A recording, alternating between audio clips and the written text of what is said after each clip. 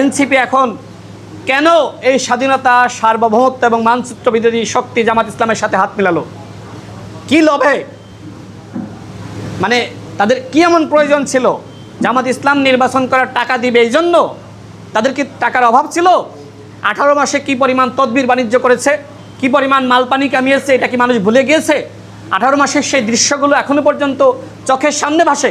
আপনারা বলেছিলেন যে আমরা শরিয়া আইন চাই না, কিন্তু আপনারা এখন জাতীয় সংসদে বলছেন যে আপনারা শরিয়া আইন চান, এবং আপনারা নির্বাচনের আগে বলেছিলেন যে ইসলামিক ভোটগুলো একটা বাক্সে যাবে। আপনারা কি সেই ধারণার মধ্যে আছেন, নাকি আপনারা প্রচলিত আইনে দেশ চালাতে চান? আপনাদের গঠনতন্ত্রে বলা আছে যে আমরা শরিয়া আইনে দেশ চালাবো। তাহলে বিদেশিদের সাথে এই যে আপনারা বলছেন যে আমরা ক্ষমতায় গেলে শরিয়া আইনে দেশ চালাবো না, এর থেকে আর বড় মুনাফিক ইসলাম নিয়ে হতে পারে?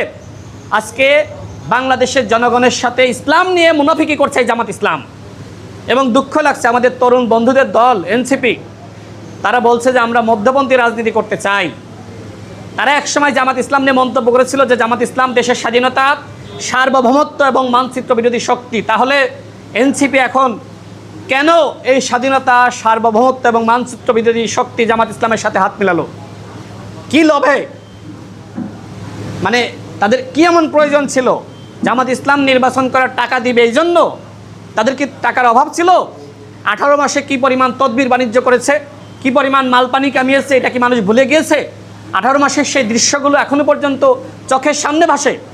আমাদের উসমান হাদি কি বলেছিল? এনসিপির 3টা অপরাধ, এর মধ্যে প্রথম অপরাধ বলেছিল এনসিপি জুলাইকে আওয়ামী লীগের মতন কুক্ষিগত করেছে, যেমনিভাবে আওয়ামী লীগ 71কে কুক্ষিগত করেছিল। এনসিপির নেতৃবৃন্দ দুর্নীতি করেছে, এই কথা বলে নাই? যে ছেলেটিকে দেখেছিলাম যে গায়ে সেরা শার্ট এবং টিউশনি করে চলতো, সেই ছেলেটি এখন গাড়িতে চড়ে, সেই ছেলেটি এখন কোটি টাকার মালিক। এই কথা কে বলেছে? উসমান হাদি বলে নাই? আজকে বলছেন যে উসমান হাদি আমাদের রাজনৈতিক ধারক এবং আদর্শিক নেতা।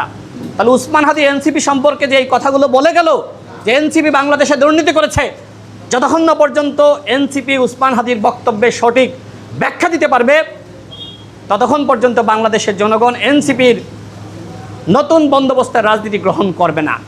আজকে তরুণরা, আমরা দেখেছি যে নেপালে তরুণরা তারা কিন্তু গণঅভ্যুত্থানের পরে ক্ষমতায় গিয়েছে। বাংলাদেশের তরুণরা কেন ক্ষমতায় যেতে পারলো না? কারণ তাদের ভিতরে জামাতের প্রতি ভালোবাসা ছিল। জামাত তাদেরকে যা বলবে তারা তাই করবে। জামাতের কথায় এনসিপি বরং ভালো জায়গায় যেতে পারে নাই। জামাতের কথা যদি না শুনতো, আজকের বাংলাদেশে কিন্তু এনসিপি বিরোধী দলের আসনে থাকতে পারত, কিন্তু জামাতের ফাঁদে পড়ে এনসিপির রাজনীতি এখন শেষ হয়ে গেছে।